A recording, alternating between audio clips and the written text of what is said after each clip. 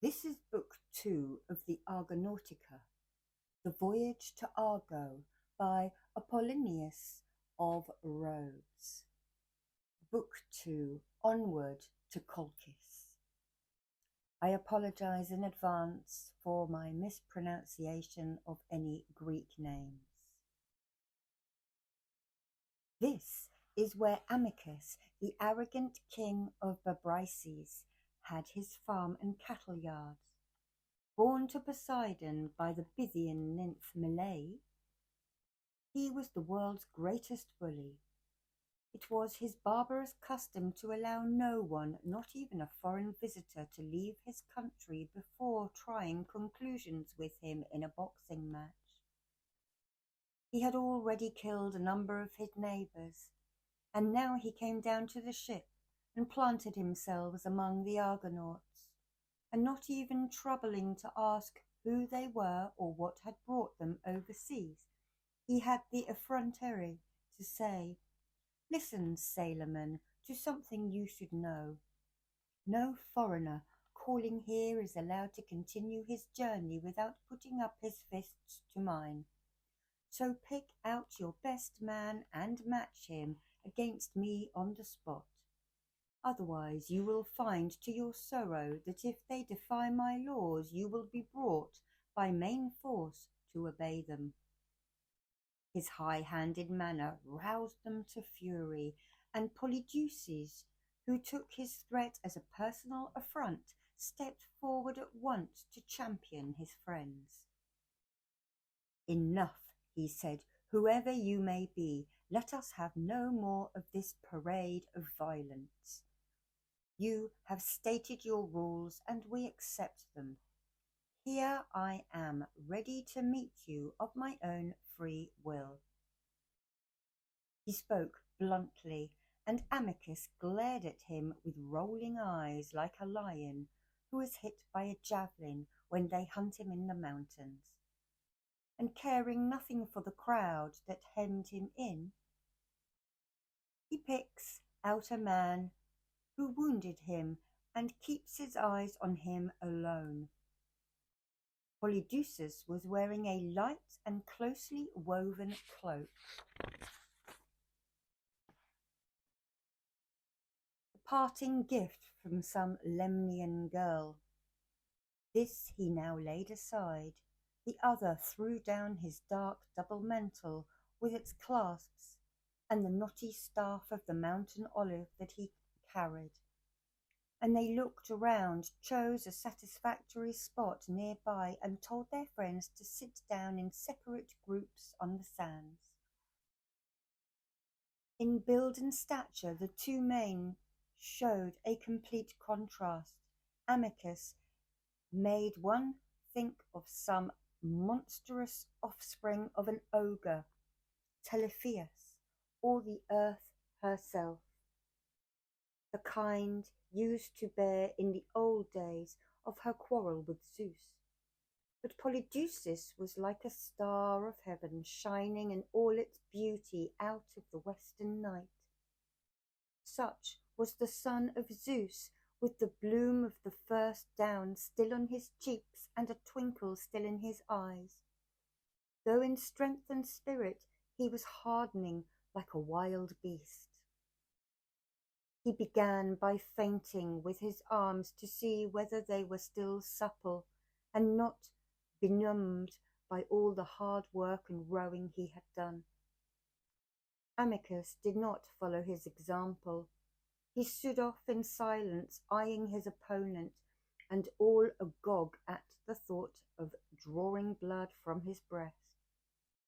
And now Amicus' steward, Lyre, placed them between them at the feet of each a pair of rawhide gloves, thoroughly dried and toughened, and the king addressed the other in his domineering style. "We will cast no lots for these, but to avoid recriminations later, I make you a present of whichever pair you fancy.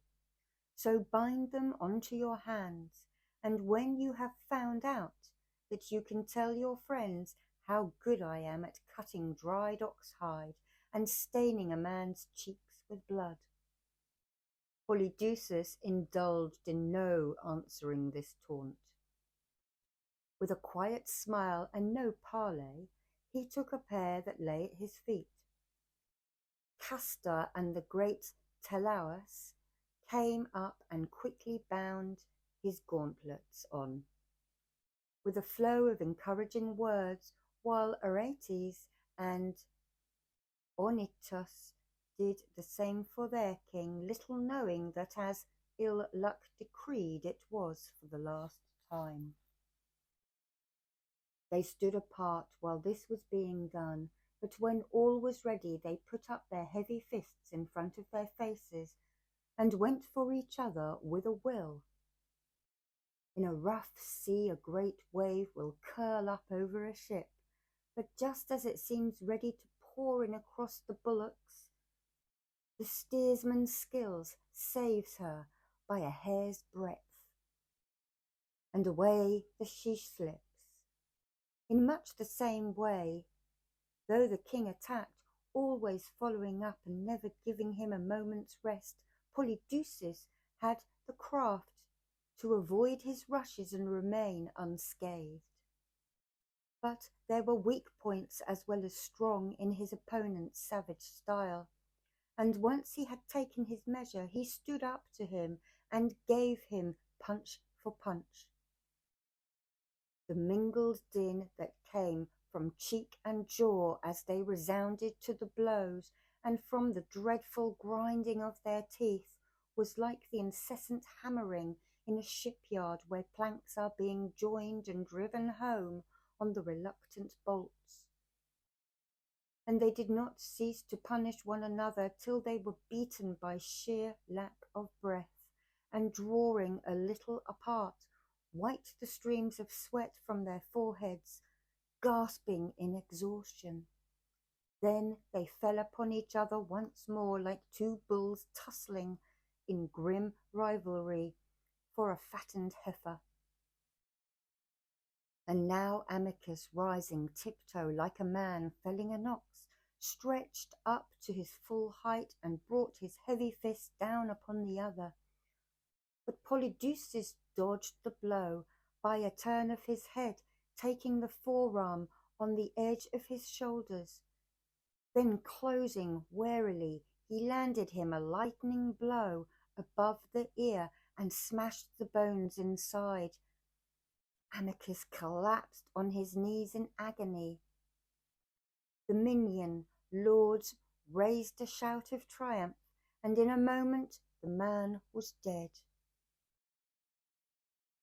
But the Bebrycians did not desert their king. They all picked up their spears and hardened clubs and charged at Polydeuces.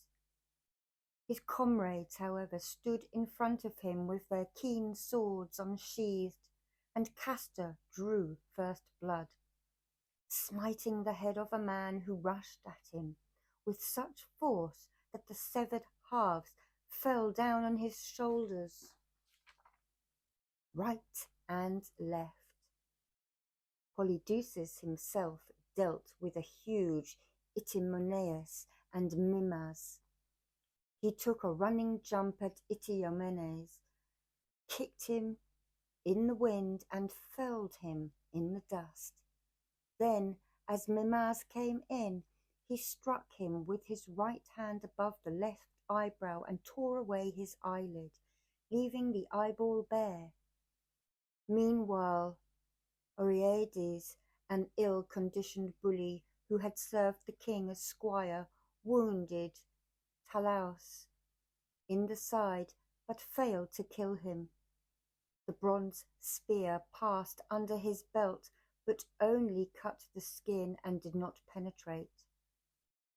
So too Aretus and Epithys, staunch son of Eurytus, a shrewd blow with his hardened club.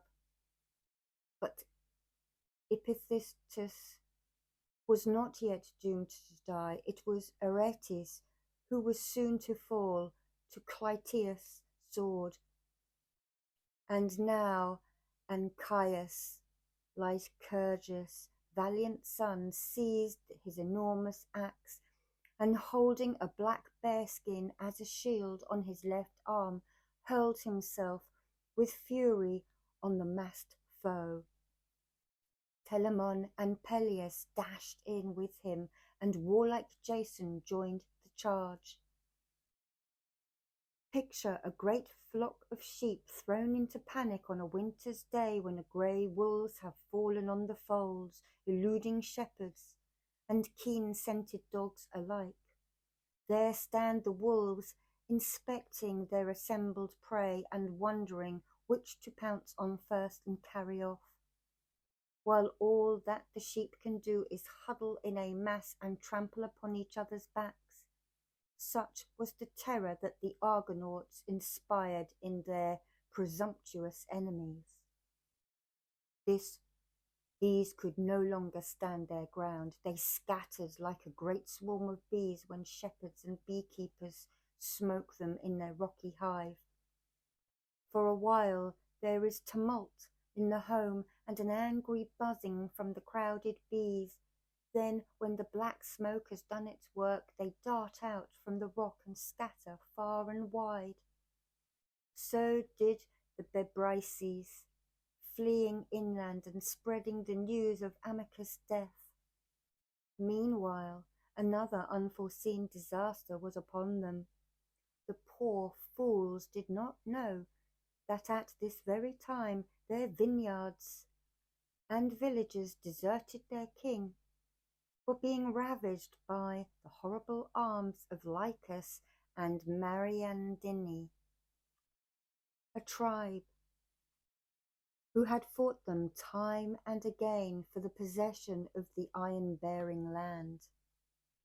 And the Argonauts were pillaging their cattle, yards and folds, and rounding up large flocks of sheep.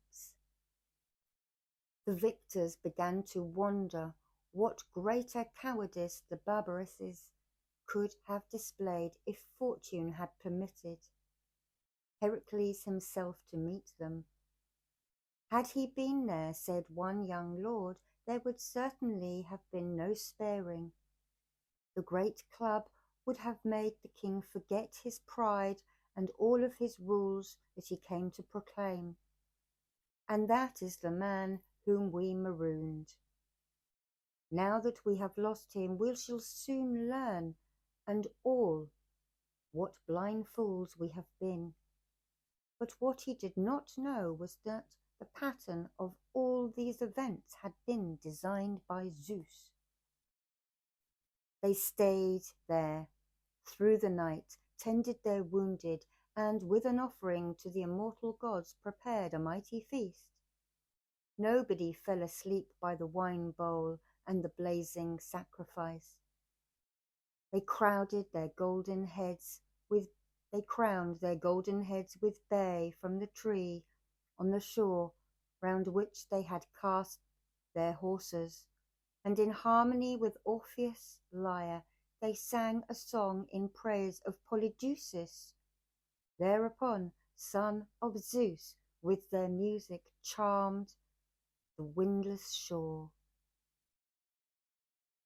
When the sun came back from the world's end to light the dewy hills and wake the shepherds, they loosened their horses from the trunk of the bay tree, and after stowing the ship, all of their booty that might be of use, they sailed up the swirling Bosporus before the wind.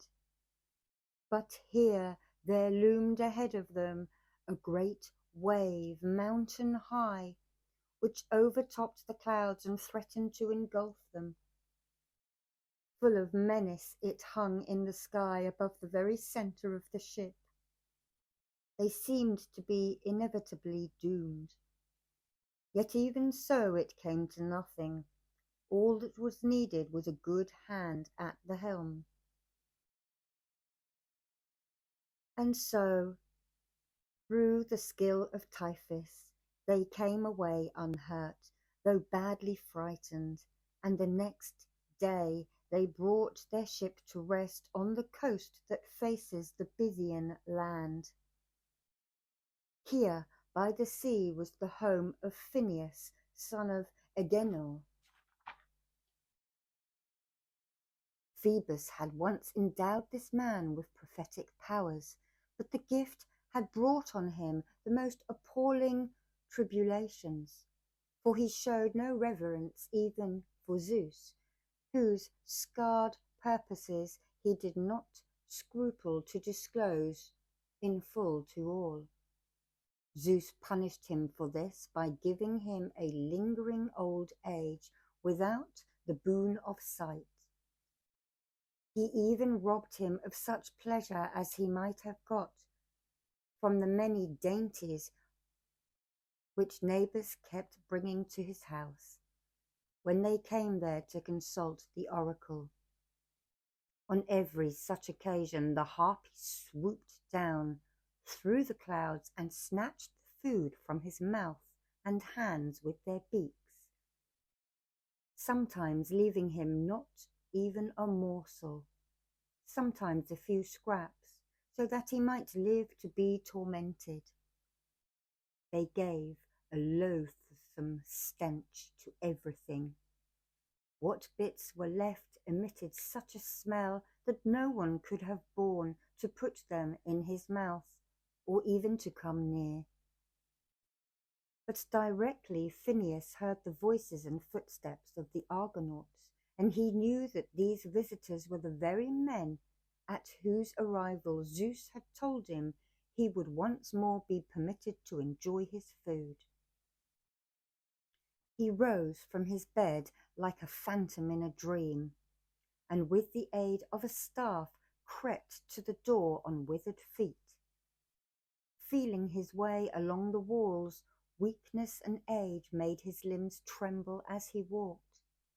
His shriveled flesh was caked with dirt, and his bones were held together only by the skin. When he had come out from the hall, his knees gave way, and he sat down on the threshold of the courtyard. And there he swooned. The ground beneath him seemed to reel, and he sank down in a coma without the power to speak or stir.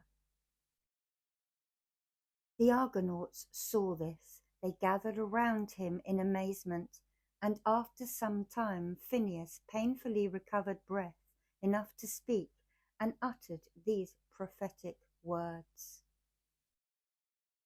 Listen to me, flower of Hellenic chivalry. If you are indeed the crew of Argo, led by Jason in his quest of the fleece at a cruel king's command, yes, you are they. Knowledge of everything still comes to my prophetic soul, for which I render thanks to you, my lord Apollo, Leto's son, crushed though I am beneath the load of suffering. And now by Zeus, the suppliant's god, who is the sternest judge of sinful men, by Phoebus and by Hera too, whose special favour brought you here, I beseech you to help me to save a luckless man from degradation, and not to pass on unconcernedly and leave me as I am.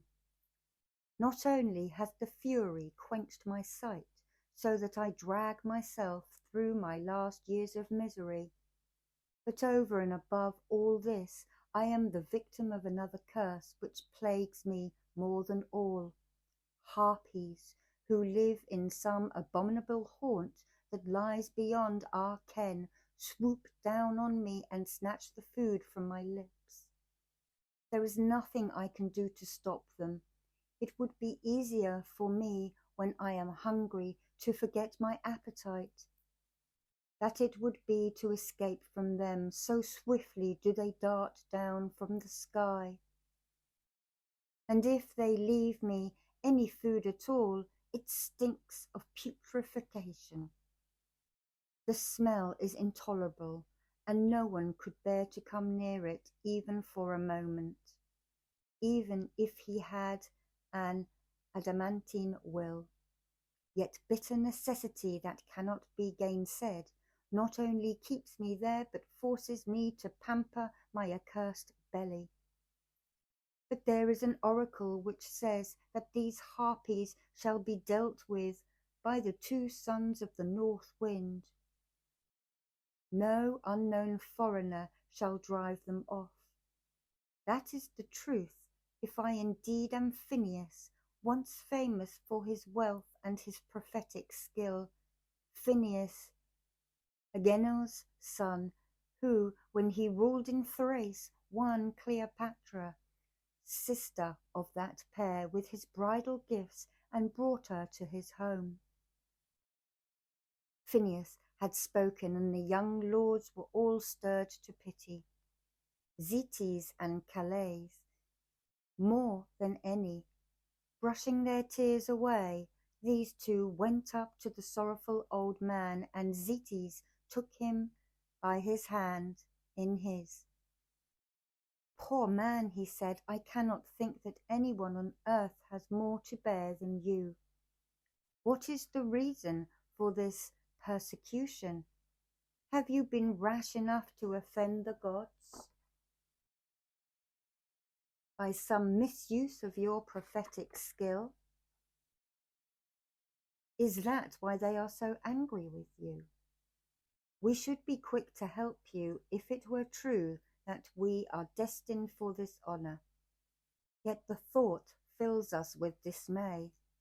No one is left in doubt that heaven is punishing a mortal man.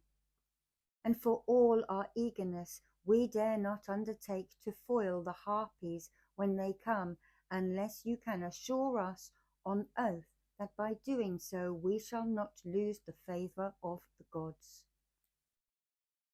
The old man opened his sightless eyes, and raising them as though to look him in the face, replied to Zetes, Say no more, my child, I beg you not to entertain such fears. I swear by Leto's son, who of his own accord taught me prophetic lore, by my own ill-starred fate, by the dark cloud that veils my eyes, by the powers below, and may they blast me if I die forsworn, that you will not incur the wrath of heaven by helping me. Reassured by these oaths, the pair were eager to take up his cause. The younger members of the party immediately prepared a meal for the old man, the last pickings that the harpies were to get from him, and Zetes and Calais took their stand beside him, ready to smite them with their swords when they attacked. And Phineas had scarcely taken the first morsel up, when, with as little warning as a whirlwind or a lightning flash, they dropped from the clouds, proclaiming their desire for food with raucous cries. The young lords saw them coming and raised the alarm, yet they had hardly done so before the harpies had devoured the whole meal, and were on the wing once more, far out to sea. All they left was an intolerable stench.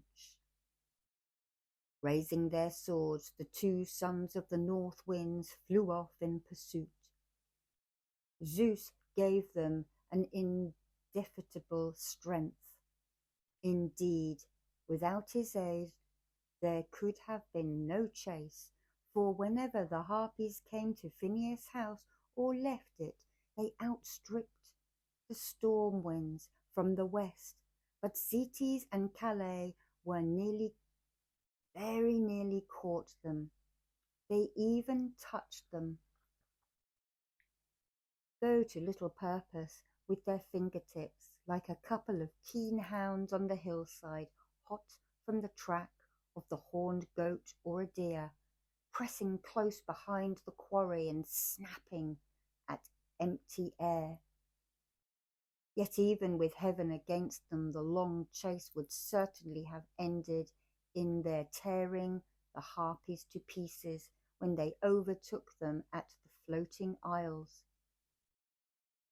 but for Iris of the swift feet, whom when she saw them let down from Olympus through the sky and checked them with these words: Sons of Boreas, you may not touch the harpies with your swords. They are the hounds of Almighty Zeus. But I myself will undertake an oath that never again shall they come near to Phineas. And when she went on to swear by the waters of Styx, the most portentous and inviolable oath that any god can take, that the harpies should never visit Phineas' house again, such being fate's decree. This oath prevailed upon the noble brothers, who wheeled round and set their course for the safety of the ship, which is the reason why the floating isles have changed their names and are now known as the Islands of Return. The harpies and Iris went their different ways. The harpies withdrew to the den in a Minoan Crete, and Iris soared up to Olympus, cleaving the air with her unflagging wings. Meanwhile, the other Argonauts, after washing all the filth from the old man's body, picked out the finest of sheep they had recently acquired at Amicus' expense, and made a sacrifice. Then they set out a splendid banquet in the hall and sat down to enjoy it. Phineas joined them and ate ravenously. He was as happy as a man in a delightful dream. They took their fill of meat and drink and stayed awake all night, waiting for Zetes and Calais to return. The old man sat among them by the hearth, and for their benefit rehearsed the stages of their future journey to its very end. Listen now, he said, you are not entitled to know every detail, but I will tell you what the gods permit. At one time, in my folly, I was rash enough to disclose the plans of Zeus. From the start to finish, I now realize that he himself intends the prophet's revelations to be incomplete, so that humanity may miss some part of heaven's design. When you leave me, the first thing you will see are the two Canaan rocks at the end of the straits. To the best of my knowledge, no one has ever made his way between them. For not being fixed to the bottom of the sea, they frequently collide, flinging up water in a seething mass which falls on the rocky flanks of the straits with a resounding roar. Now, if, as I take it, you are God-fearing travellers, the men of sense, you will be advised by me. You will not rashly throw away your lives or rush into danger with the recklessness of youth. Make an experiment first.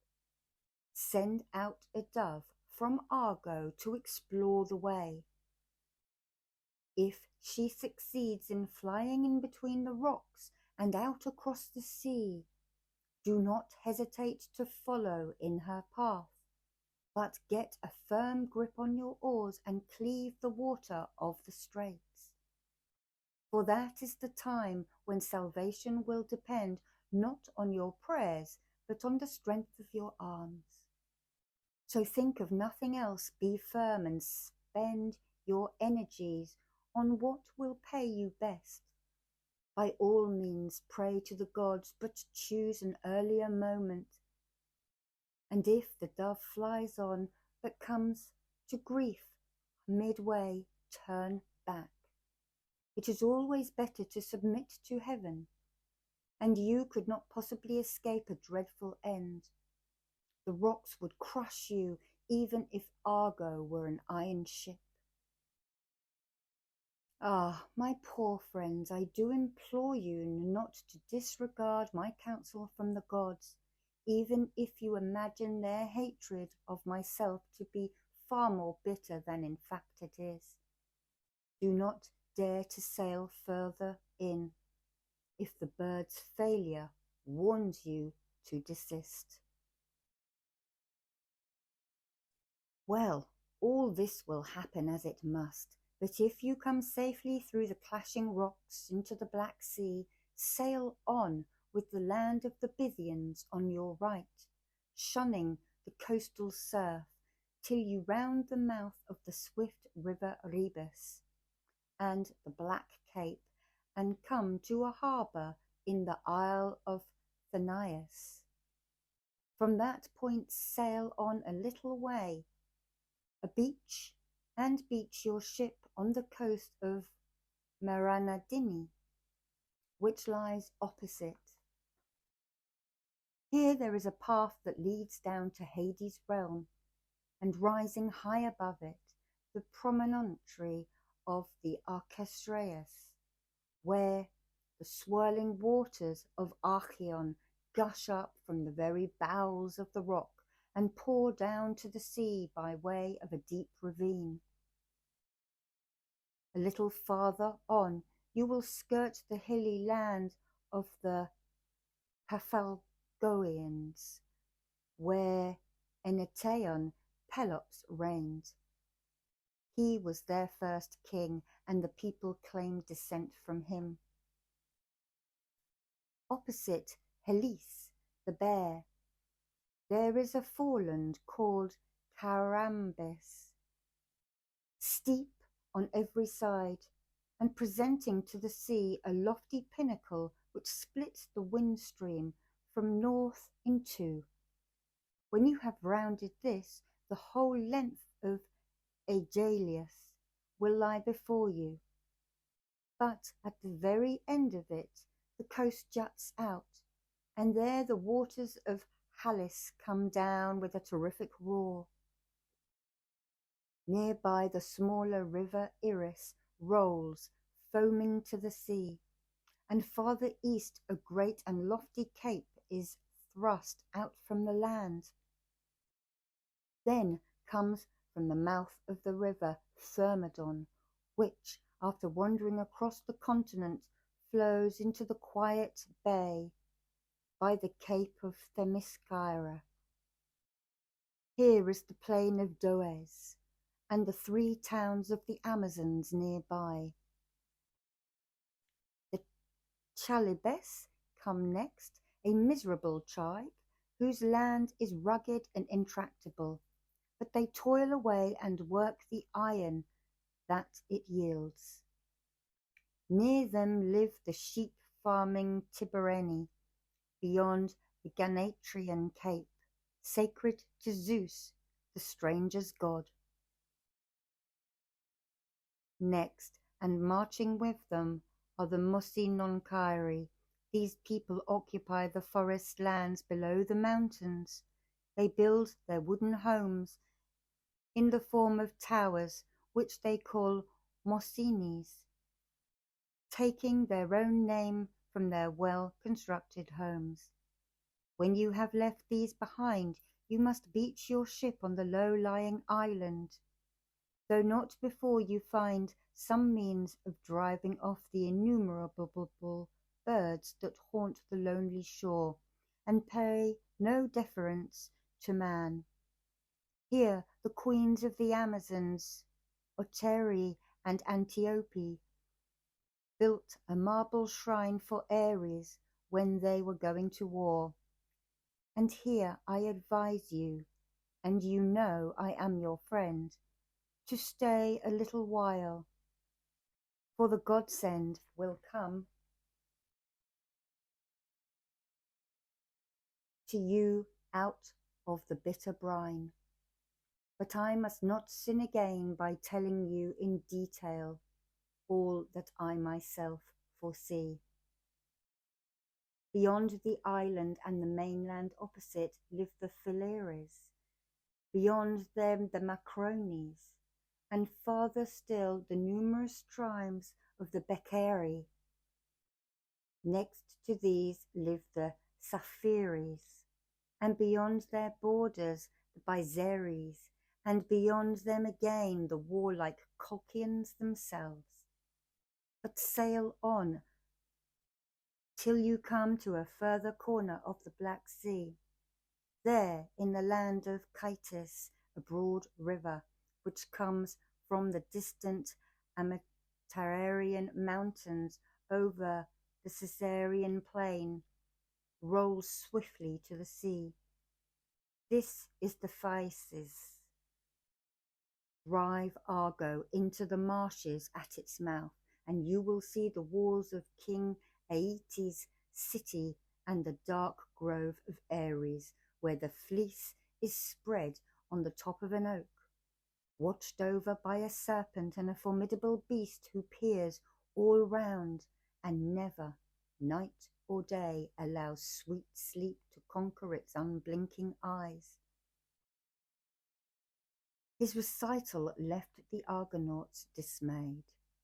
There was a long silence, which the Lord Jason was the first to break. He was unmanned by his misgivings. "Sir," he said, "you have rehearsed the hazards of our voyage and brought us to our destination. You have given us a clue for our passage through the hateful rocks and into the Black Sea. But what I also wish to learn from you is whether, after escaping them, we shall get safely back to Hellas. How shall I manage? How am I to find my way once more across the vast expanse of water? My comrades are as inexperienced as I am, and Colchian Aea lies at the far end of the Black Sea and of the world itself." "My son," the old man replied, "once you have made the passage of the deadly rocks, fear nothing, for some power will lead you back from Aea by a different route. And on the outward journey there will be guides enough. But remember this, my friends, you could have no better ally than that artful goddess Aphrodite. Indeed, the happy issue of your venture hangs on her. But question me no more." Phineas had scarcely finished when the two sons of the Thracian Boreas came swooping from the sky and brought their winged feet to rest on the threshold. The moment they saw them, the whole company leapt from their seats, and Zetes, still panting from the exertion, told his eager friends how long the chase had been, how Eris had saved the harpies' lives, but with a gracious undertaking from the time to come, and how the frightened monsters had taken refuge in the great cavern under the cliff of Dicte. The news delighted everyone in the hall, their own friends as well as Phineas himself, and Jason in all kindness wished them joy. "There was a God then, after all," he said, "who cared for you in your terrible affliction, and brought us here from distant lands, so that the sons of Boreas might save you. If he should also give you back your sight, I should be as happy as I shall be if I reach my home again." But the old man bowed his head in sorrow and replied, "Lord Jason, my sight is past recall. My eyes are ruined and there is no cure. I pray instead for death to take me soon. When I am dead, I shall partake of perfect bliss." Thus for a little while the two conversed. They were still engaged in talk when the first light of dawn appeared. And now there came to Phineas' house the daily crowd of visitors with their customary offerings from their own larders. The old man had always treated rich and poor with equal courtesy, telling their fortunes and in many cases saving them from evil by his own foreknowledge. No wonder that they came there and looked after him. On this occasion, they were joined by his best friend, Parabius, who was delighted to find a party of strangers in the house, since Phineas has once told him that the band of noblemen on their way from Hellas to Aeates' city would come to land on the Thrinaean coast, and with the good will of Zeus put an end to the harpies' depredations. So now the old man, after satisfying his visitors with sage replies to their inquiries, dismissed them all except Parabius, whom he invited to stay there with his noble guests. But presently he sent him away too, telling him to come back with the finest of sheep. And when Parabius had left the hall, he addressed the oarsmen of Argo in a gentle voice. You see, my friends, that not everyone is graceless or forgetful of benefits received. I am thinking of Parabius, who came here just now to have his fortune told. There was a time in that man's life when the more he toiled, the harder he found it to keep body and soul together. He sank lower day by day, and there was no respite from his labours. He was praying in misery for a sin committed by his father, who had refused to listen to Hamadryad's prayers.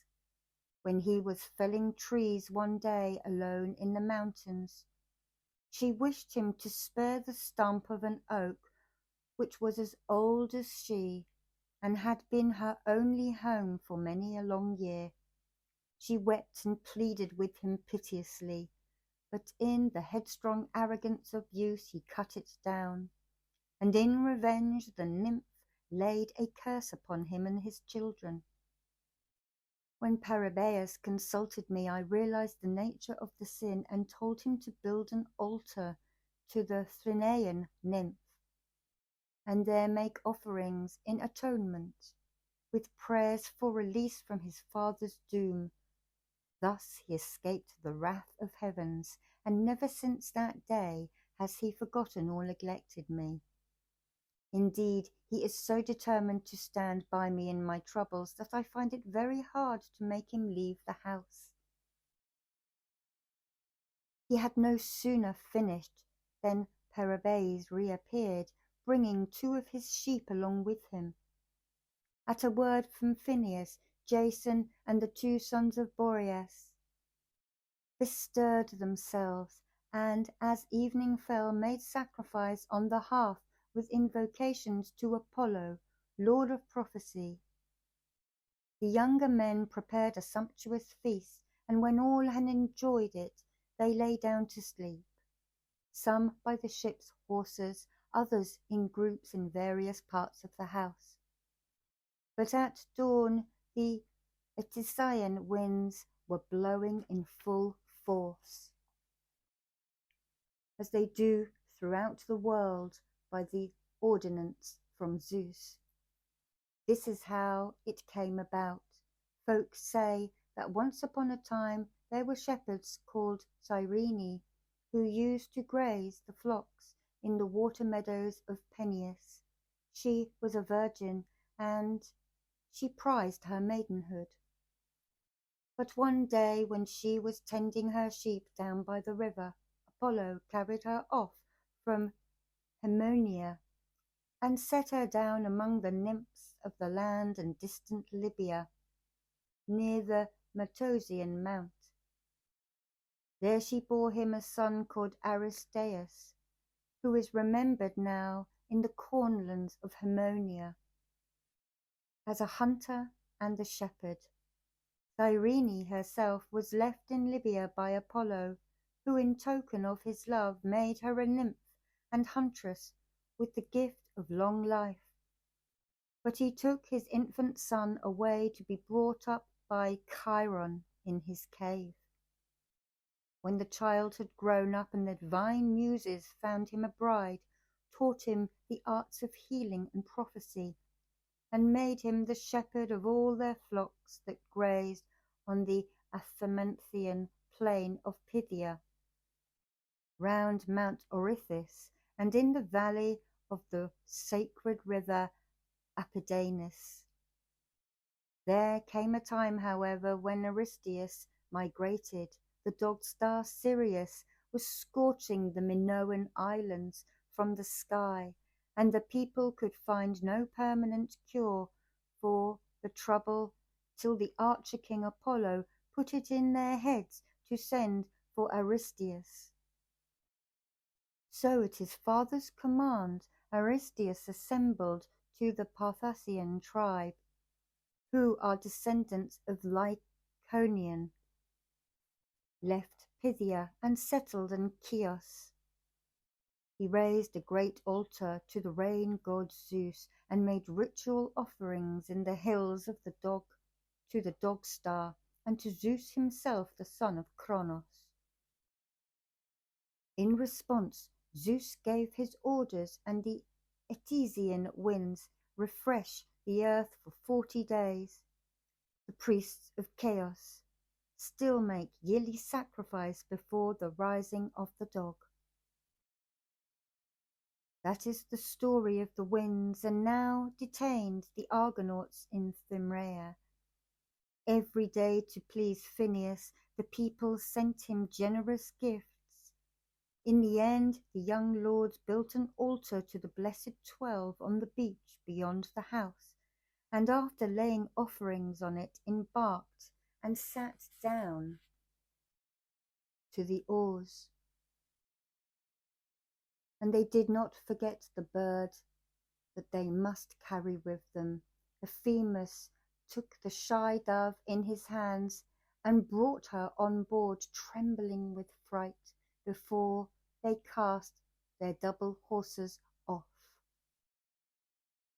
Argo's departure did not escape Athene's eyes. She promptly took her stand on a cloud which, though light, could bear her formidable weight, and swept down to the sea. Filled with concern for the oarsmen in the ship, there comes a moment when the patient traveller, and there are many such that wander far afield, when the road ahead of him is clear and the distance so foreshortened that he has a vision of his home. He sees his way to it over land and sea, and in his fancy travels there and back so quickly that it seems to stand before his eager eyes. Such was Athene's speed as she darted down to set foot on the inhospitable coast of Thyrea.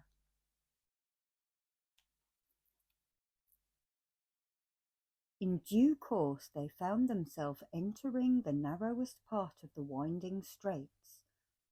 Rugged cliffs hemmed them in on either side, and Argo, as she advanced, began to feel a swirling undercurrent.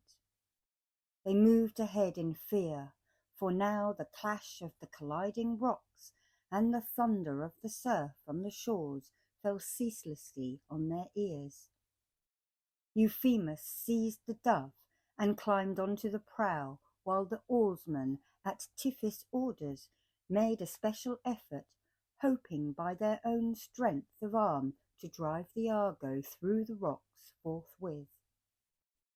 They rounded the bend and saw a thing that no one after them had ever seen. The rocks were moving apart.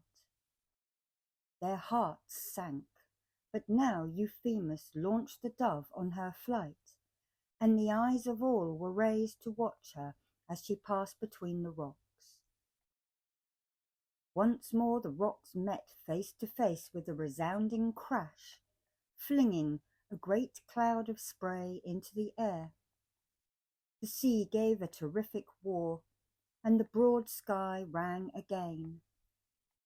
Caverns underneath the crags bellowed as the sea came surging in. A great wave broke against the cliffs, and the white foam swept high above them. Argo was spun around as the flood reached her, but the dove got through unscathed, but for the tips of her tail feathers, which were nipped off by the rocks. The oarsmen gave a great cry of triumph, and Tiphys shouted at them to row with all their might, for the rocks were opening again. So they rowed on full of dread, till the backwash overtaking them thrust the Argo in between the rocks. Then the fears of all were turned into panic. Sheer destruction hung above their heads. They had already reached a point where they could see the vast sea opening out on either side, and when they were suddenly faced by a tremendous bellow, arched like an overhanging rock. They bent their heads down at the sight, for it seemed about to fall and overwhelm the ship. But Tiphys, just in time, checked her as she plunged forward, and a great wave slid under her keel. Indeed, it raised her stern so high in the air that she was carried clear of the rocks. Euphemus ran along, shouting at all his friends to put their backs into their rowing, and with answering shouts they struck the water. Yet for every foot that Argo made she lost 2, though the oars bent and like curved bows as the men put out their strength. But now another overhanging wave came crashing down on them, and when Argo had shot end on like a rolling pin through the hollow lap of this terrific sea, she found herself held back by the swirling tide just in the place where the rocks met. To the right and left they shook and rumbled, but Argo could not budge. This was the moment when Athene intervened. Holding on to the hard rock with her left hand, she pushed the ship through with the other, and Argo clove the air like a winged arrow. Though even so the rocks clashed in their accustomed way, shearing off the tip of the mascot on the stern. When the men had thus got through unhurt, Athene soared up to Olympus. But the rocks were now rooted forever in one spot close to one another. It had been decided by the happy gods that this should be their fate when a human being had seen them and sailed through. The Argonauts, freed from the cold grip of panic, breathed again when they saw the sky once more and the vast ocean stretching out ahead. They felt that they had come through hell alive. Tiphys was first to speak. "I think," he said, "that we can say all's well. Argo is safe, and so are we. And for that to whom are we indebted but Athene, who endowed the ship with supernatural strength when Argus drove the bolts home in her planks? Argo shall not be caught, that seems to be a law.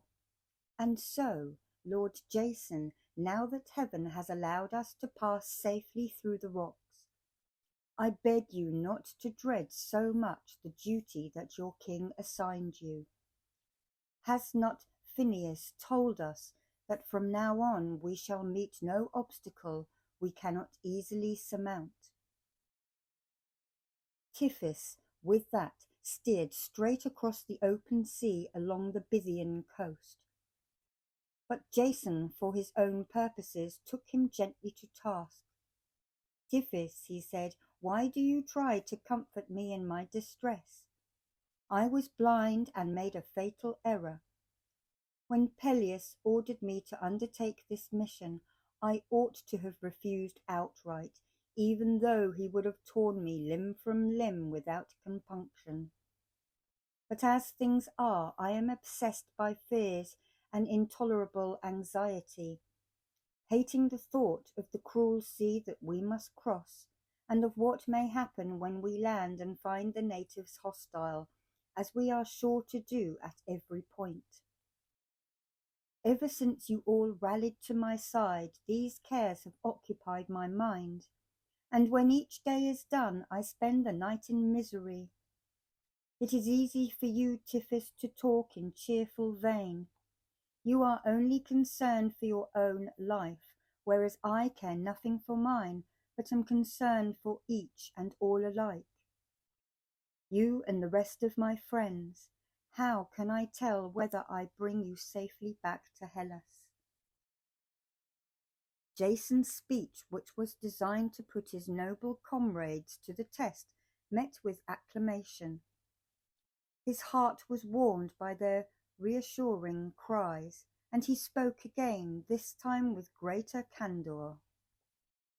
My friends, your courage fills me with fresh confidence. The resolution that you show in face of awful perils makes me feel that I could go through hell itself and fear nothing. However, now that we have left the clashing rocks behind us, I have no reason to expect another such ordeal, provided that we keep to the course laid down for us by Phineas. This ended the discussion. They now devoted all their energies to rowing.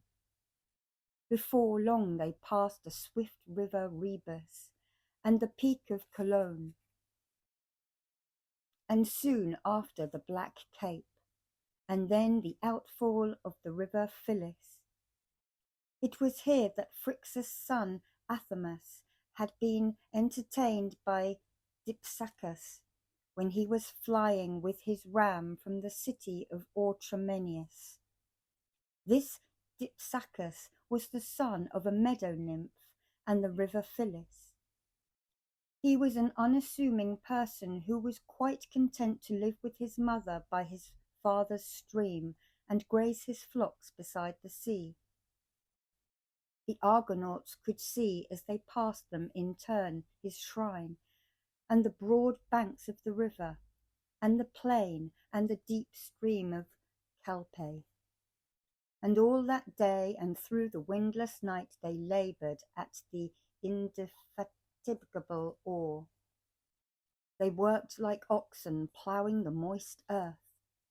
The sweat pours down from flank and neck. Their rolling eyes glare out askance from under the yoke.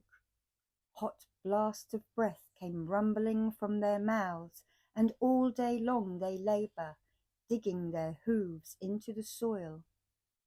Thus the crew of the Argo all through the night ploughed the salt water with their oars.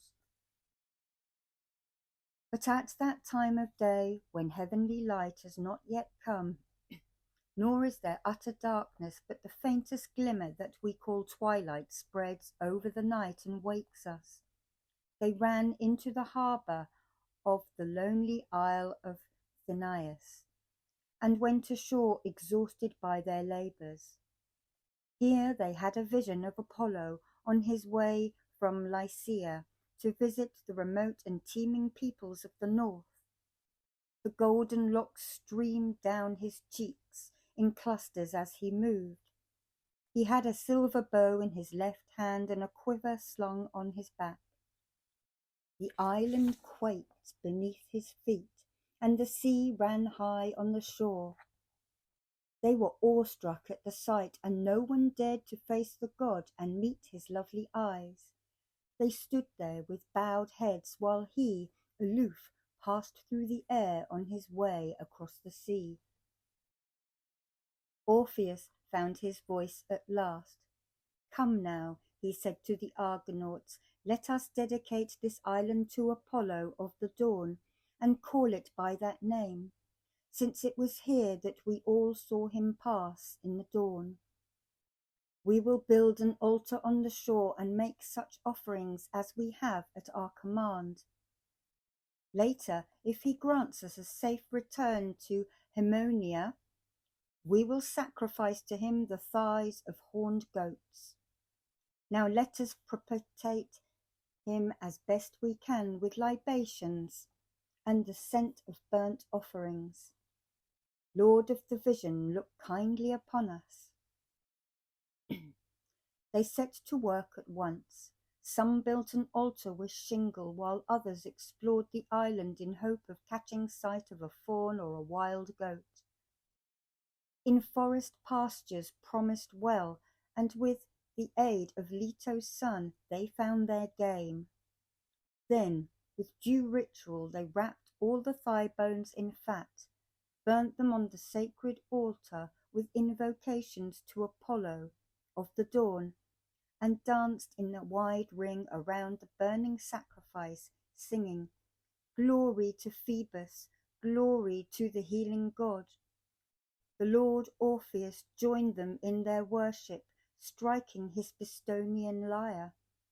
He told them in song how Apollo long ago, when he was still a beardless youth, rejoiced in his locks, slew the monster Delphine with his bow beneath the rocky brow of Parnassus. "Be gracious to us, King," he sang, "and may thy tresses be ever unshorn, intact forever." That is their due, the locks that only Leto strokes with her fond hands. And he sang to them of the daughters of Pleisteius, the Corican nymphs, who had encouraged the god by their repeated cry of "Healer." That, he told them, is the origin of the beautiful refrain with which you have been hymning Phoebus.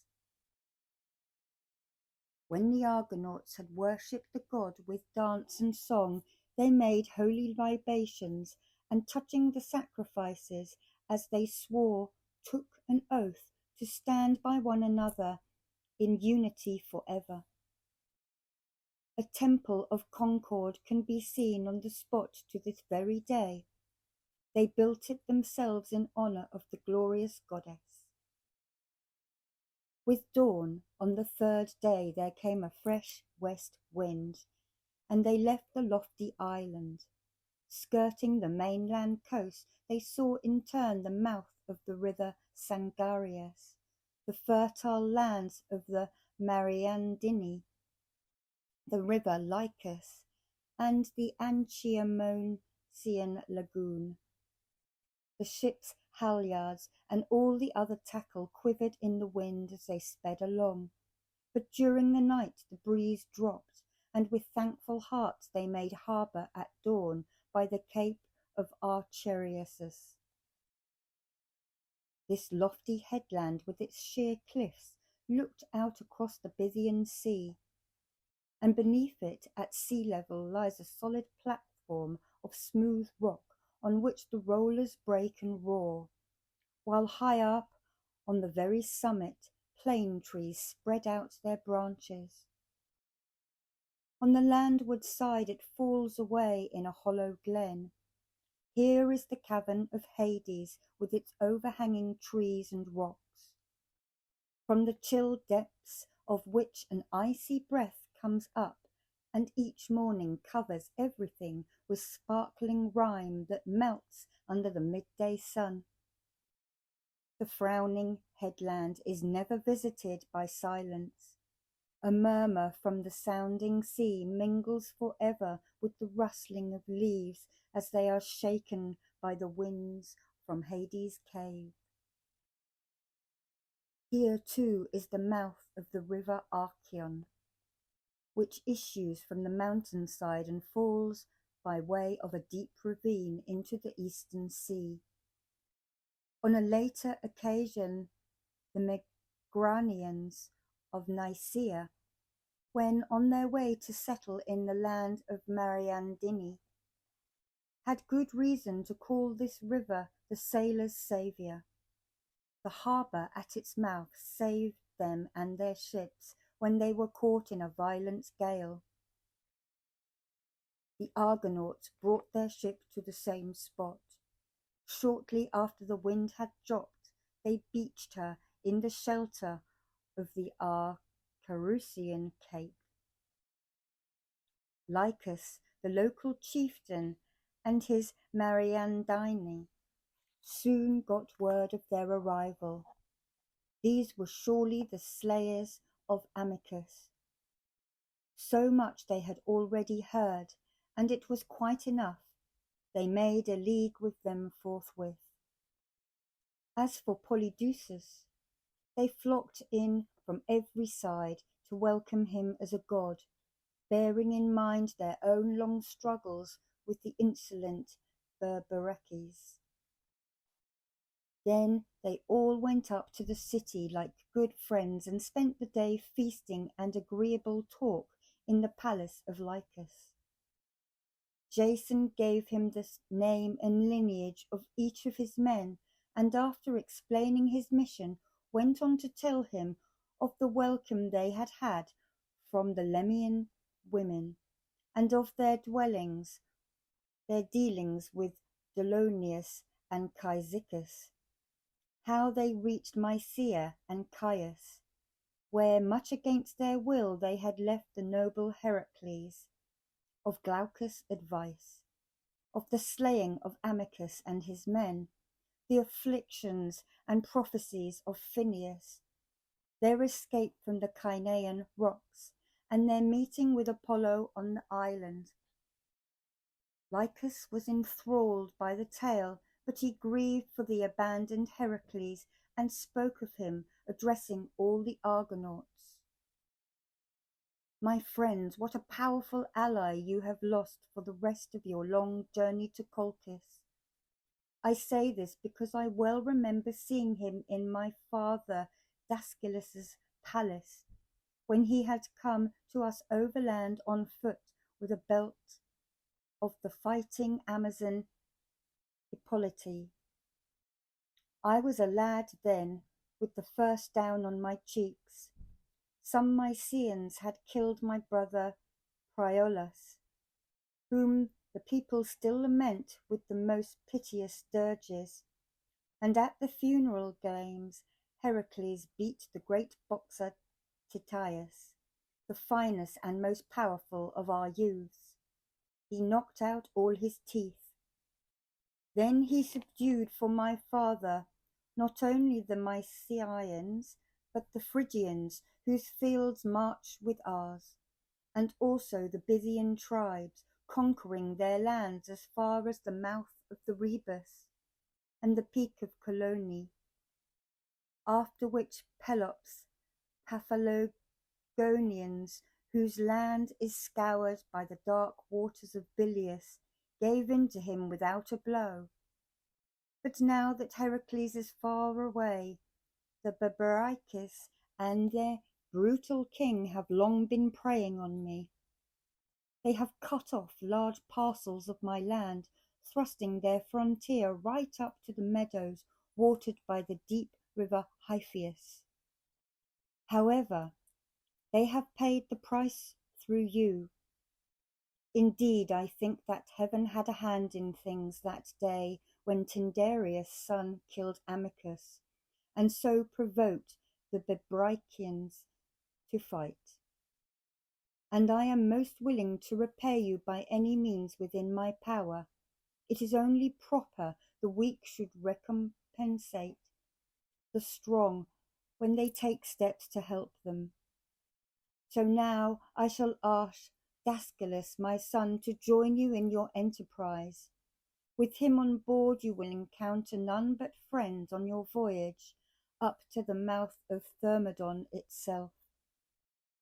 Not only that, but I propose to build high up on the Arcarusian Cape a great temple to the sons of Tyndareus for all sailors out at sea to mark and reverence, and then I will dedicate to them as gods some rich acres of fertile plain outside the town. All that day they feasted and made merry, but at dawn they hurried down to the ship. Lycus himself went with them. He had loaded them with countless gifts, and he brought his son from home to sail with them. But at this moment fate intervened, and Idmon, son of Abas, met his predestined end. He was a learned soothsayer, but not all his prophetic lore could save him now. He had to die. In the water meadow by a reedy stream there lay a white-tusked boar, cooling his flanks and huge belly in the mud. This evil brute, who was feared even by the meadow spirits, lived all alone in the wide fen, and no one was the wiser. But now, as Idmon made his way along the dikes of the muddy river, the boar leapt out of some hidden lair in the reeds, charged at him, and gashed his thighs, severing the sinews and the bone itself. Idmon fell to the ground with a sharp cry. The others gave their stricken friend an answering shout, and Peleus quickly aimed his javelin at the murderous boar as he beat his retreat into the fen.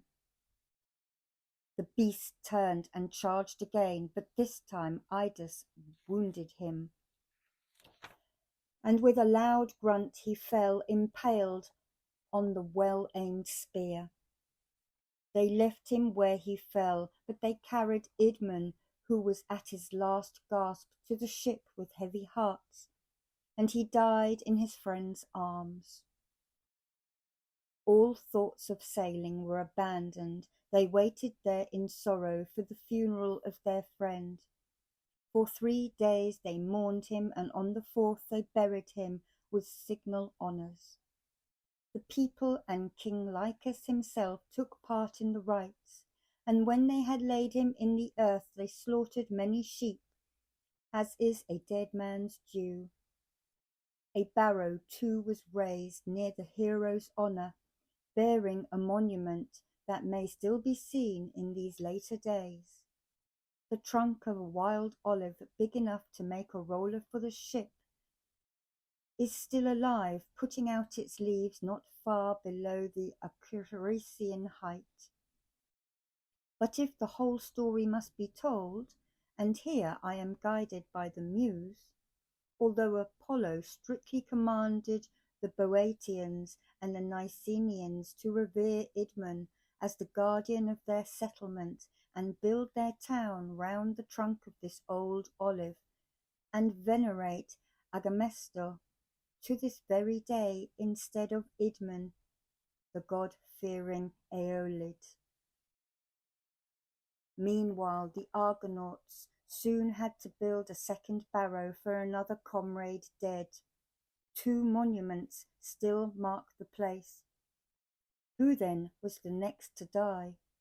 The story goes it was Tiphys, son of Ancaeus, whom destiny allowed to sail no further. There on the spot, far from his home, a short illness laid him to rest, while the company paid funeral honours to the son of Abbas. Their grief at this catastrophe was profound, and when they had buried him also, close to the other, they cast themselves down by the sea in despair, and lay there wrapped up like figures cut in stone, without a word and no thought for food or drink. There were no spirits left in them, all hope of finding their way back was gone, and they might have stayed there in their grief still longer, had not the goddess Hera filled Ancaeus with the courage that dares all. This man was a son of a sea god, born to him by Palera, near the waters of Imbrasus, and steersmanship was his especial skill. He ran up to Peleus and said, "My lord, what sense is there in giving up the quest and wasting time in this outlandish spot?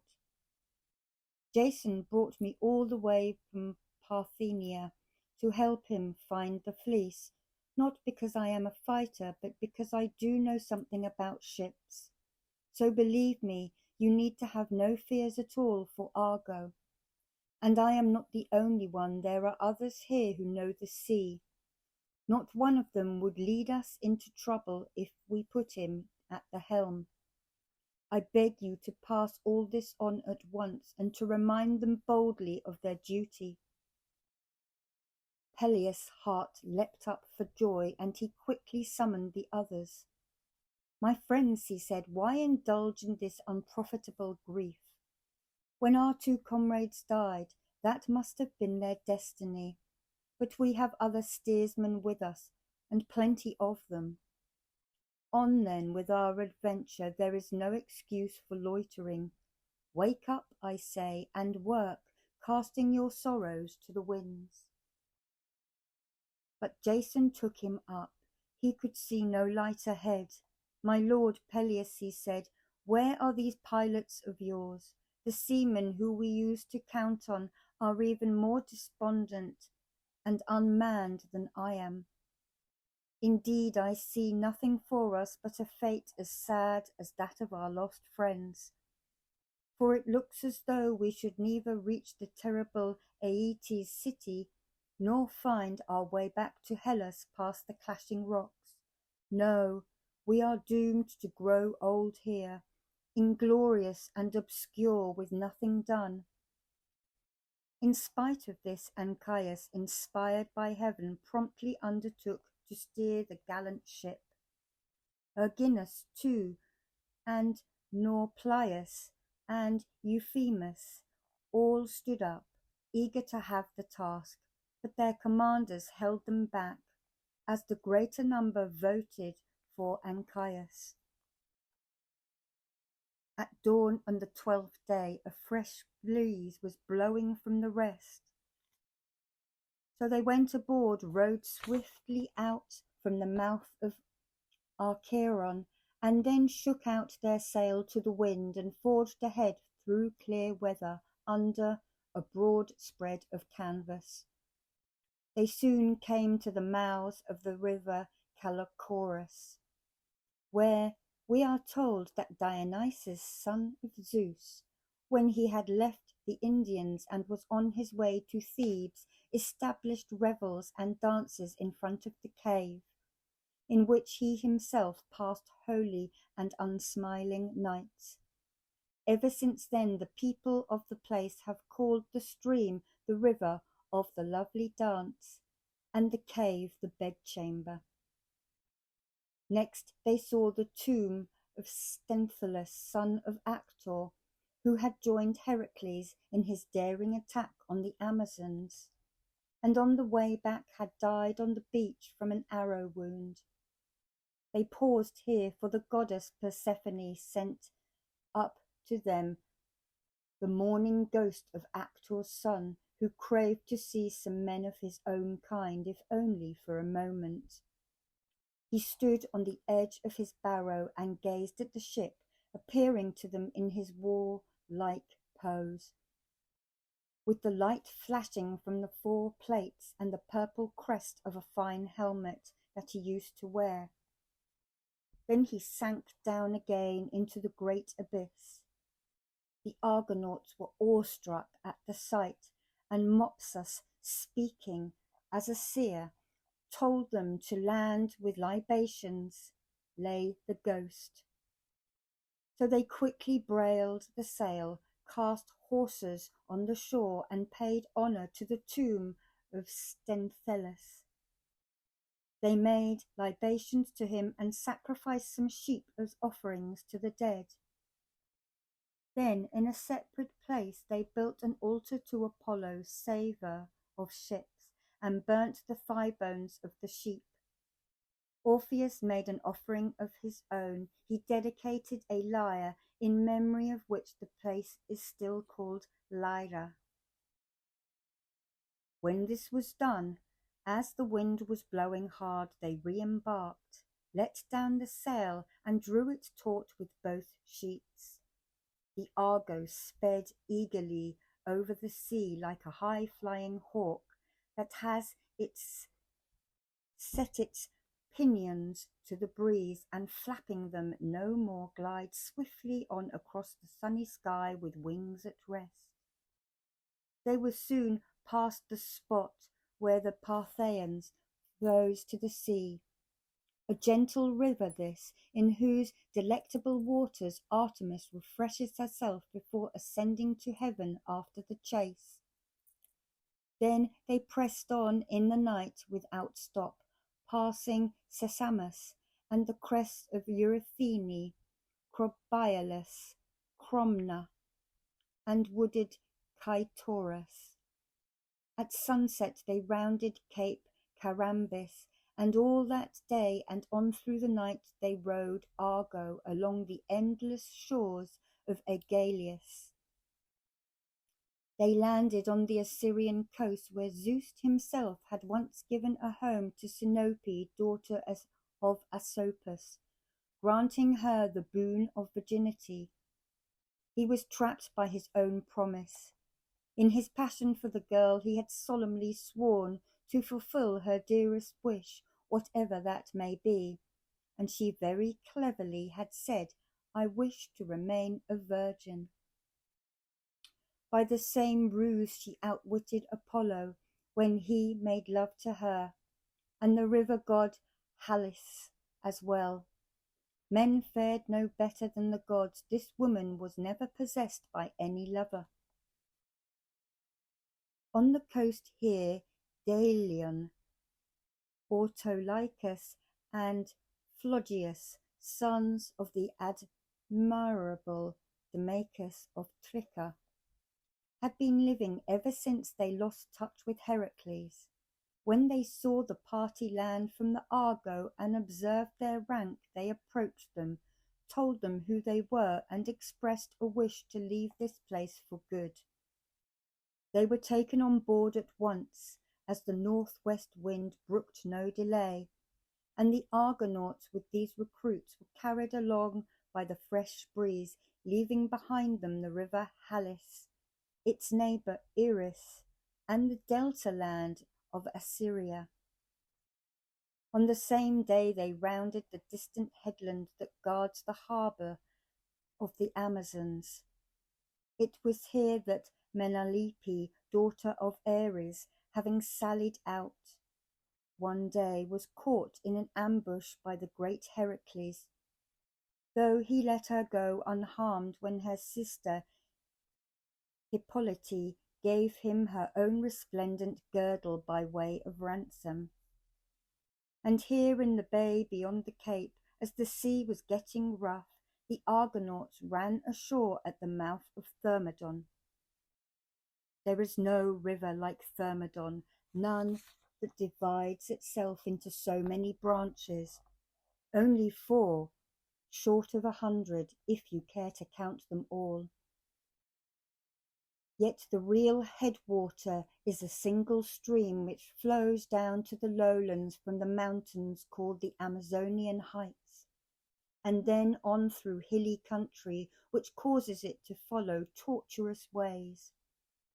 Separate streams at varying distances meander here and there, each seeking its own easiest way to the lowest levels.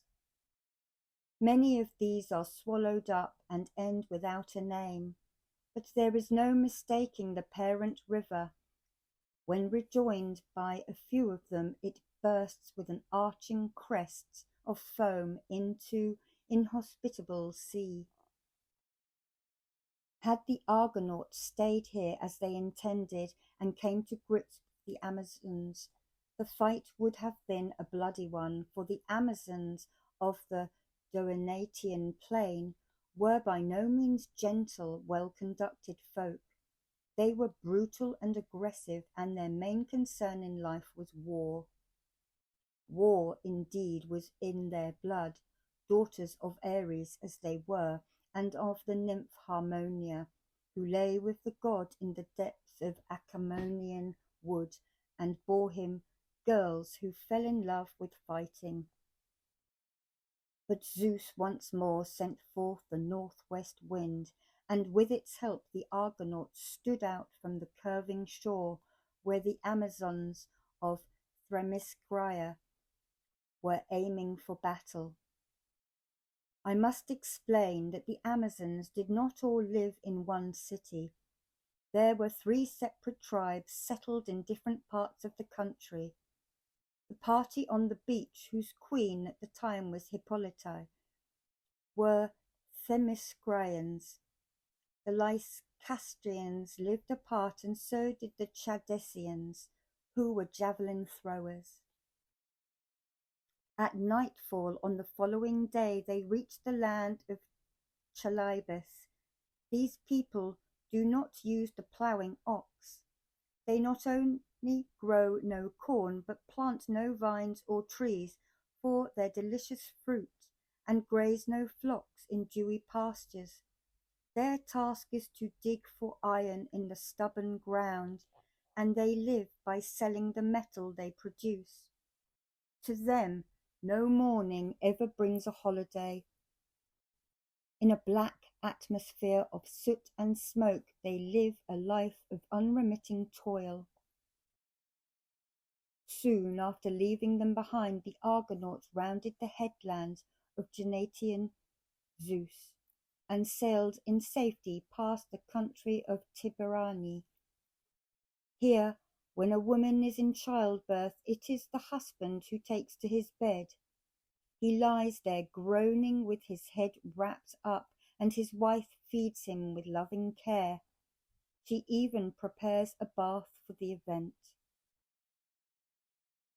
Next they passed the sacred mountain and the headlands of Mossynoeci. Live in mosines, or wooden houses, from which they take their name.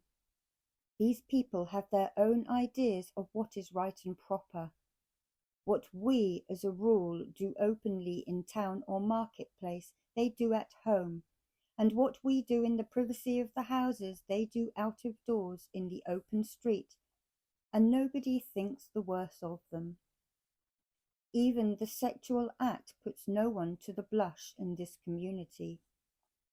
On the contrary, like swine in the fields, they lie down on the ground in promiscuous intercourse, and are not at all disconcerted by the presence of others.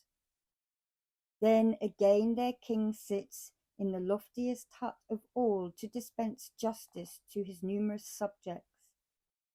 But if the poor man happens to make a mistake in his findings, they lock him up and give him nothing to eat for the rest of the day. They left these behind, and now a day of rowing, since the light wind dropped in the night, had brought them almost abreast of Ares' isle, when they suddenly beheld one of the war god's birds which haunt the island, darting through the air, flapping its wings over the moving ship. It dropped a pointed feather down upon her. The plume struck the left shoulder of the noble Oileus, who let his oar fall with a sudden blow, while the rest looked in amazement at the winged dart. But Erybotus, whose seat was next to his, pulled the feather out, took off the band on which his scabbard hung, and bound up the wound. Then, as though one bird had not sufficed, they saw another swooping in. But this time the lord Clytius, son of Eurytus, was ready with his bow bent. He let fly an arrow, struck the bird, and brought it spinning down beside the gallant ship, whereupon Amphidamas, son of Aeolus, was moved to address his friends. "We are close," he said, "to the island of Ares. You can tell by these birds. But as I see it, arrows will not help us much when we try to disembark. If you mean to land, we must remember Phineas' warning and think of some better plan. Why, Heracles himself, when he came to Arcadia, was unable with bow and arrow to drive away the birds that swam on the Stymphalian lake. I saw the thing myself. What he did was to take his stand on the height and make a din by shaking a bronze rattle. And the astounded birds flew off into the distance, screeching for fear. We must take our cue from him. I myself had an idea which I should like to put to you. I suggest that you should all set your crested helmets on your heads and take it in turns, one half to row, the others to protect the ship with their polished spears and shields. Then the whole company must raise a most terrific shout, so that the birds may be scared away by noise that will be new to them, as well as by nodding crests, and above them your uplifted spears. When we reach the island, if we make it, you can raise a tremendous racket by banging on your shields." His sensible suggestion pleased them all, and they put their helmets on their heads. The glinting bronze and the purple crests waving on top were enough to frighten anyone. Then half the crew rowed in turn, while the others covered up the ship with their spears and shields. Locking the shields together, they roofed her over as the man roofs his house with the firmly fitted overlapping tiles, both to add to its beauty and to keep out the rain. And the shout that went up from the ship was like the roar that comes from battling armies when the lines charge and meet. However, they did not see a single bird till they reached the island and banged upon their shields. Then the birds in their thousands rose into the air, and after fluttering about in panic, discharged a heavy shower of feathery darts at the ship as they beat a hasty retreat over the sea towards the mainland hills. But the Argonauts sat there in comfort, like people in a town on which the son of Kronos has discharged a hailstorm from the clouds. They hear the hailstones rattle on their roofs, but they do not worry. The stormy season has not caught them unprepared. They have roofed their houses well. Now you may ask what Phineas had in mind when he advised this princely company to put in at such a place. What could they hope to get by landing there? On the very day of their arrival, it happened that the sons of Phrixus were close by. They had left King Aeetes and were on their way to the city of Orchomenus in a Colchian ship. Their purpose was to recover their father's rich possessions. He himself had told them on his deathbed to undertake the voyage, but Zeus has roused the north wind to show his might, and signalled by a downpour the rainy advent of Arcturus. All day Boreas blew softly through the topmost branches of the mountain trees, and scarcely stirred the leaves, but at nightfall he fell on the sea with tremendous force, and raised the billows of his shrieking blasts. A dark mist blotted out the sky, and not a star showed through the clouds. On all sides nothing but impenetrable murk.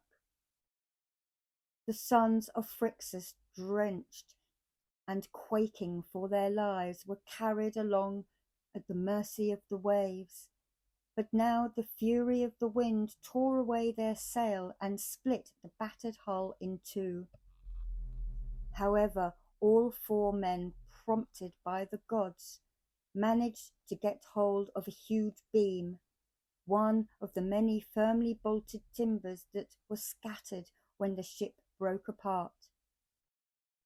And wind and waves were driving them towards the island, more dead than alive, when a sudden and terrific rainstorm added to their troubles. It lashed the sea, the island, and all of the mainland opposite that was occupied by the savage Mossynoeci. But at last, in the murky night, the driving billows flung on the sons of Phrixus and their mighty beam on the island beach, and the floods of rain from Zeus ceased as the sun rose. The two parties soon approached and met each other. Argus, son of Phrixus, was first to speak. "Whoever you may be," he said to the Argonauts, "we beseech you by all-seeing Zeus to treat us kindly and help us in our need. A gale at sea has shattered all the timbers of the wretched craft in which we were sailing on a business venture. So now, throwing ourselves upon your mercy, we beg you to let us have something to put on, and to look after us out of pity for men of your own age who have met with disaster. Have some regard for suppliants and strangers, for the sake of Zeus, who is their god. All suppliants and strangers belong to Zeus, and we ourselves, I have no doubt, are in his watchful care. In answer, Jason, who saw here the fulfillment of one of Phineas' prophecies, questioned the man closely. "We shall be glad," he said, "to provide at once for all your needs. But first be so good to tell me where you have come from and what business has brought you overseas, and let me know your noble names and pedigrees." Argus, though his sufferings had left him dazed, was able to reply, "You must surely have heard how Aeolid, called Phrixus, came to Aea from Hellas. He reached Aeetes' cities on the back of a ram which Hermes had turned into gold. You can still see its fleece spread on the leafy branches of an oak. Phrixus sacrificed the ram at its own suggestion to Zeus alone, because he is the god of fugitives, and Aeetes made him welcome in his palace and married him in all goodwill to his daughter Chalciope, without exacting the usual gifts. Those two were our parents. Phrixus grew old and died in the palace of Aeetes, and now we are carrying out his wishes by travelling to Orchomenus to take possession of our grandfather Athamas' estate. But you also wish to know our names. This then is Cistisorius, this Phrontis, and this Melas. My own name is Argus." Such was his story, and while the Argonauts, amazed and delighted at this meeting, attended to the shipwrecked men, Jason took up the tale and brought it to a fit conclusion. "So now we know," he says, "you are begging us to befriend you in your plight, are kinsmen of mine on my father's side. Cretheus and Athamas were brothers, and I am a grandson of Cretheus, travelling like Phrixus from Hellas to Aeetes' city with these companions. But we will go into this later. First put something on. It must indeed have been the gods who brought you to me in your need." With that he gave them clothing from the ship, and then the whole party made the way to the temple of Ares to sacrifice some sheep, and quickly took their places around the altar. It was made of small stones and stood outside the temple, which had no roof. But inside a black rock was fixed to the ground. This was sacred, and all the Amazons used it at times to pray to it. But it was not their custom, when they came over from the mainland, to make burnt offerings of sheep or oxen on this altar. Instead, they used the flesh of horses. They kept great herds of them. When the company had sacrificed, prepared to feast and eaten, the Lord Jason rose and addressed the sons of Phrixus. "Zeus," he began, "is the all-seeing God. Sooner or later, we God-fearing men, we that uphold the right, are sure to catch his eye. See first how he rescued your father from a murderous stepmother, making him a rich man besides, and then how he saved you also and brought you unharmed through a terrible storm. And now you have the chance on board our ship of travelling east or west, whichever you prefer, either to Aea or to the rich city of divine Orchomenus. A ship, mind you, built with the help of Argos and Athene herself, of timber which she felled with her bronze axe on Pelion. In any case, your own ship has been smashed to pieces by the angry sea. She never even reached the rocks that all day long keep clashing in the straits. That being so, will you not help us in your turn by joining us in our endeavour to bring the golden fleece to Hellas? and serving as our pilots on the way. After all, it is my mission to atone for the intended sacrifice of Phrixus, the cause of Zeus's wrath against the Aeolids. He spoke persuasively, but they all left aghast. They thought it most unlikely that Aeetes would prove affable when they sought to carry off the ram's fleece. And Argus, who had no desire to be involved in such adventure, replied, "My friends, you may rely upon us without fail to help you as best we can in any time of trouble, but I do dread the idea of sailing with you now, for Aeetes has it in his power to be a deadly and relentless enemy. He claims to be the son of Helios, his Colchian tribesmen are innumerable, and his terrifying voice and powerful build might well be envied. But the god of war himself, no, it would be no easy thing to take the fleece without permission of Aeetes, guarded as it is from every side by such a serpent, a deathless and unsleeping beast, offspring of earth herself.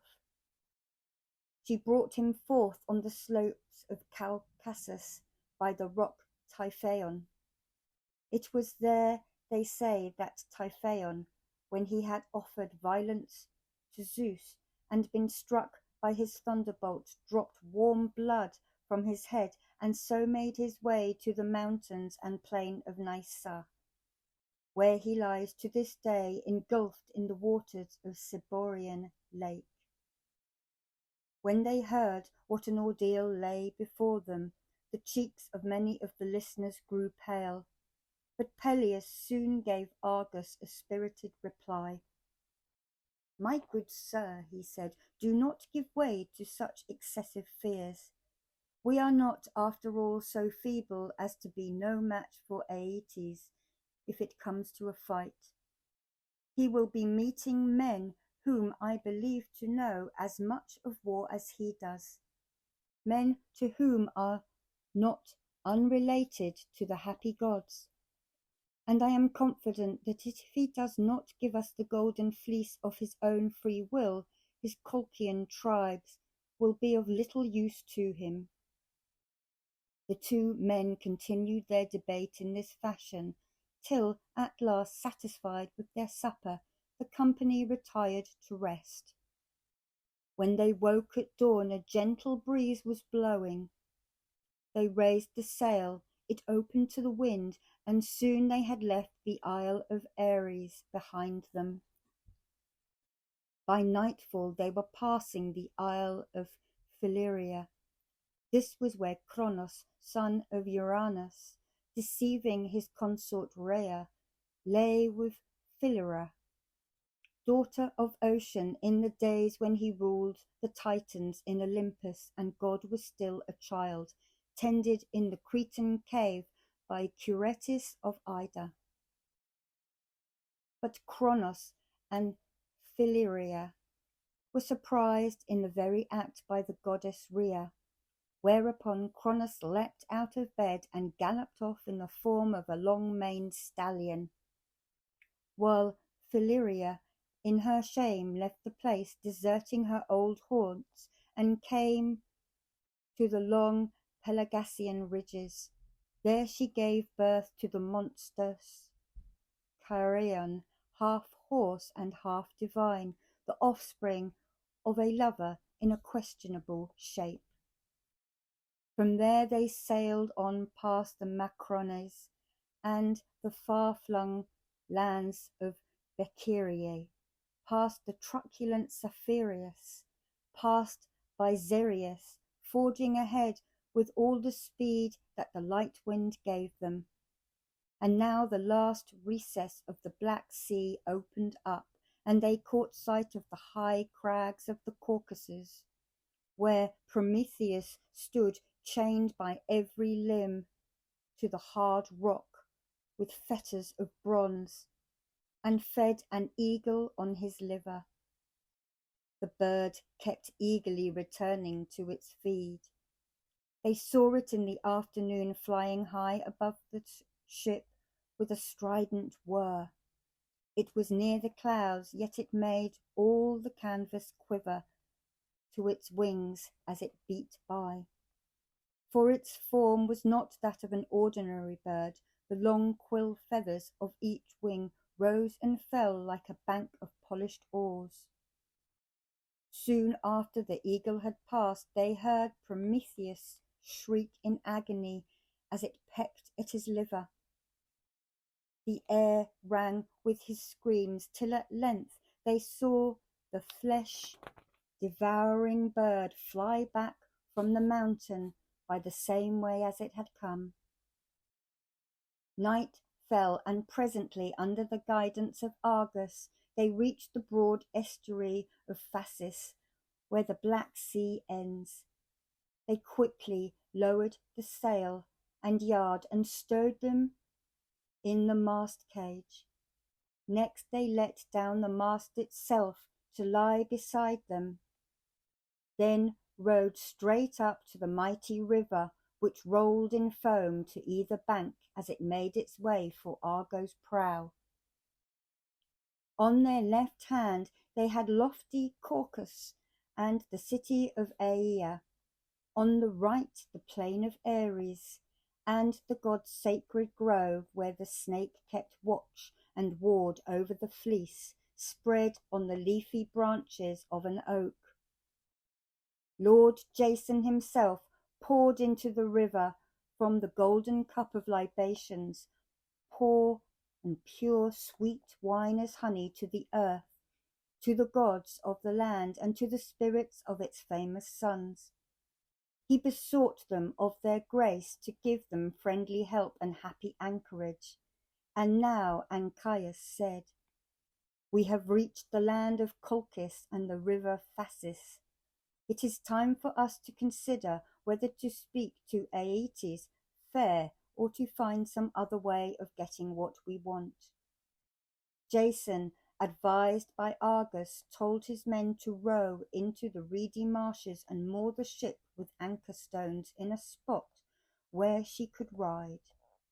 They found the place a little further on, and there they passed the rest of the night, waiting for dawn, who soon appeared to their expectant eyes.